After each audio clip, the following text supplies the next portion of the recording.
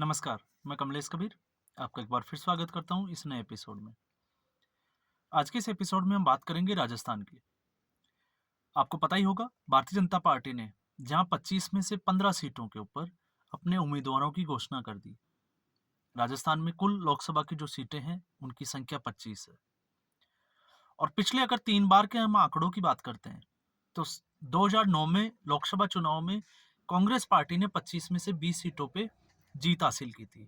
लेकिन उसके बाद में 2014 और 2019 दोनों ही समय मोदी लहर में 2014 में 25 की 25 सीटें भारतीय जनता पार्टी को मिली और 2019 में एक सीट को छोड़ के जो कांग्रेस के जो सहयोगी दल था, हनुमान बेनीवाल की पार्टी, या हम इसको कहें कि हनुमान बेनीवाल, तो 24 सीट जो है वो भारतीय जनता पार्टी को मिली। लेकिन 2009 के बाद में कांग्रेस पार्टी राजस्थान में खाता भी नहीं खोल पाई। और आपको पता ही होगा, अभी 2-3 दिन पहले एक कांग्रेस की जो है वो लिस्ट आउट हुई। बताया जा रहा था कि ये कांग्रेस की जो है वो संभावित प्रत्याशियों की एक लिस्ट है, जिनको लोकसभा सीटों के लिए चुनाव लड़ने के लिए। लेकिन अब खबरें आ रही है कि कांग्रेस पार्टी ने जो है वो अलग-अलग तरीके से आकलन किया था। हर सीट के लिए 2 या 3 कैंडिडेट्स का जो है उन्होंने चयन किया था। लेकिन कांग्रेस पार्टी किसी नतीजे पे पहुंचती और कोई लिस्ट तैयार होती, उससे पहले ही भारतीय जनता पार्टी की जो है वो लिस्ट आ गई 25 से 15 सीटों पे। और उसके बाद में कांग्रेस पार्टी की जो जिसको कहें कि चाहे केमिस्ट्री कहें, चाहे उनका जो इक्वेशंस थी, समीकरण जो थे, वो बदल गए। अब जो है वो दोबारा से सभी सीटों के ऊपर जहां पे कैंडिडेट्स को उतारना है, वहां पे पुनर्विचार जो है वो कांग्रेस पार्टी की तरफ किया जा रहा है। कांग्रेस के प्रभावी, आपको पता है, रंधावा, इसके अलावा सचिन पायलट और अशोक गहलोत, सीपी जोशी। खबरें ये भी आ रही है कि कांग्रेस पार्टी जो है अपने पिछले 2 बार का जो रिकॉर्ड जो बना है कि एक भी सीट जो राजस्थान में नहीं निकली, तो वहां पे जो है वो कांग्रेस अपना प्रदर्शन जो है वो पहले से बेटर कैसे कर सके, इसको लेके कयास ये लगाए जा रहे हैं कि सचिन पायलट, अशोक गहलोत और सीपी जैसे बड़े नेताओं को जो है वो मैदान में उतारा जाए, लोकसभा चुनाव में जो है उतारा जाए। क्योंकि विधानसभा चुनाव में अगर ये 3 सीटें खाली भी हो जाती है, तो विधानसभा सीटों पे जो है वो इनका असर नहीं पड़ेगा, क्योंकि कांग्रेस पार्टी वैसे भी जो है वो 70 सीटों के आसपास विधानसभा में रही थी। कारण क्या था वो आपको पता ही है स्पष्ट तौर से। लेकिन जातिगत समीकरण को अगर देखते हैं, तो फिर कांग्रेस पार्टी अगर ये कहती कि सचिन पायलट और अशोक गहलोत को जो है वो टिकट दिया जाना चाहिए, तो कांग्रेस में अगर सचिन पायलट की हम बात करें, तो सचिन पायलट जो है वो लगभग जो है वो 40 से 42 सीटों के ऊपर जो है वो अपना प्रभाव रखते हैं, जहां पे गुज्जर समाज और जाट समाज जो है वो बाहुल्य में है। चाहे हम इसकी बात करें, दौसा की हम बात कर सकते हैं, सवाई माधोपुर की हम बात कर सकते हैं, अजमेर से सवाई माधोपुर का जो एरिया है, कोटा, उस क्षेत्र की हम बात कर सकते हैं, जहाँ पे सचिन पायलट का जो है वो होल्ड माना जाता है। सचिन पायलट का जो है उस क्षेत्र में प्रभाव ज़्यादा देखा जाता है। और यही एक वजह थी, आपको पता होगा, सचिन पायलट जो कि कांग्रेस से जाते-जाते बच गए थे। मानेसर कांड सबको पता होगा, क्योंकि जब 2018 में कांग्रेस पार्टी और भारतीय जनता पार्टी की अगर हम बात करें, दोनों के बीच में जो है वो चुनावी मुकाबला था, और उसमें कांग्रेस पार्टी को जहां जीत हासिल हुई थी, तो कांग्रेस पार्टी की जो जीत थी, उस जीत में सचिन पायलट का जो है वो अहम रोल माना जा रहा था। और सचिन पायलट उस वक्त पीसीसी के अध्यक्ष थे, प्रदेश कांग्रेस कमेटी के अध्यक्ष थे। लेकिन उसके बाद में मुख्यमंत्री बनाया गया अशोक गहलोत को। और उस वक्त खबरें ये थी कि दोनों के बीच में जो है वो 2.5-2.5 साल का फॉर्मूला कांग्रेस हाईकमान ने जो तय किया है कि पहले 2.5 साल के लिए जो है वो अशोक गहलोत को मुख्यमंत्री पद पे रखेंगे और उसके बाद में सचिन पायलट को।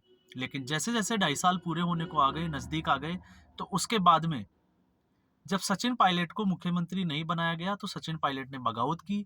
और बगावत इस हद तक हो गई कि 2022 में आपको पता ही होगा, लास्ट में आते आते हरियाणा के मानेसर में आके वो टिक गए। तो ऐसी स्थिति में कांग्रेस पार्टी अशोक गहलोत गुट और सचिन पायलट के खेमे में बट गई, और आखिर में जो है वो अशोक गहलोत के खेमे की जीत हुई।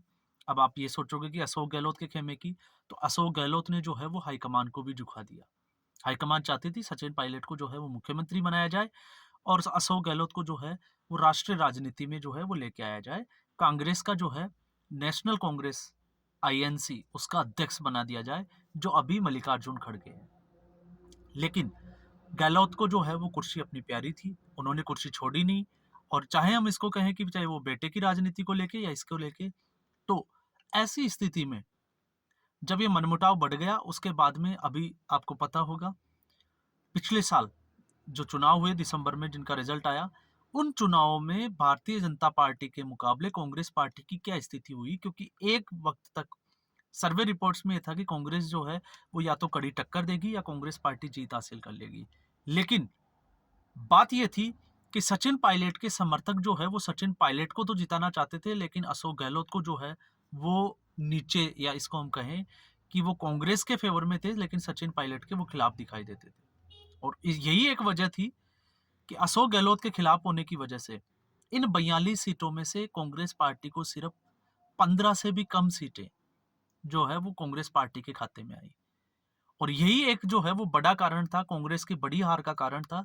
सचिन पायलट को कांग्रेस पार्टी ने नजरअंदाज किया, एडजस्ट नहीं किया, और उसका खामियाजा कांग्रेस पार्टी को भुगतना ही पड़ा। अब इससे इतर अगर हम देखते हैं तो अशोक गहलोत, उनकी राजनीतिक कैरियर जो है वो अब समाप्ति की ओर है। वैभव गहलोत, जिसको अभी आपको पता होगा आरसीए से भी उनको जो है वो अध्यक्ष पद से हटा दिया गया है। तो फिर बचते हैं सचिन पायलट। तो सचिन पायलट को जो है वो कांग्रेस पार्टी ने छत्तीसगढ़ का प्रभारी बना दिया था। लेकिन अब जो है वो खबरें ये है कि सचिन पायलट और अशोक गहलोत दोनों को चुनावी मैदान पे उतारा जा सकता है।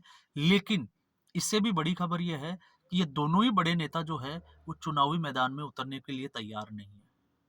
ये खुद ही नहीं चाहते कि वो लोकसभा का चुनाव लड़े, क्योंकि इसके दो पहलू हो सकते हैं। या तो उनको पता है कि इस बार भी जो है वो मोदी लहर, इसलिए कांग्रेस पार्टी जो है वो राजस्थान में ज्यादा कामयाब नहीं होगी।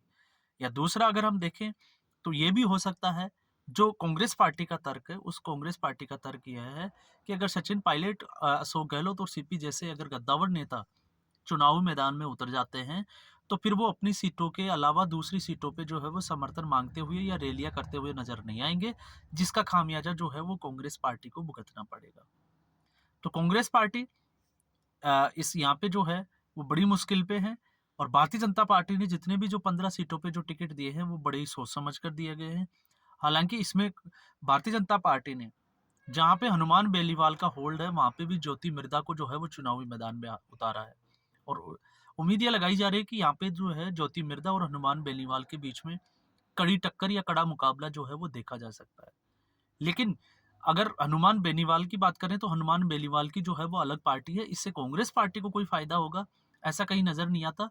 क्योंकि इससे पहले हमने देखा था कि हनुमान बेनीवाल भी दावे करते थे कि कांग्रेस पार्टी के साथ अगर वो गठबंधन में रहेंगे या भारतीय जनता पार्टी के साथ, तो उन पार्टियों को जो है वो फायदा होगा। लेकिन अगर हनुमान बेनीवाल की राजनीति की बात करें तो वो नागौर के आसपास का जो क्षेत्र है वहीं तक सीमित हो जाती है।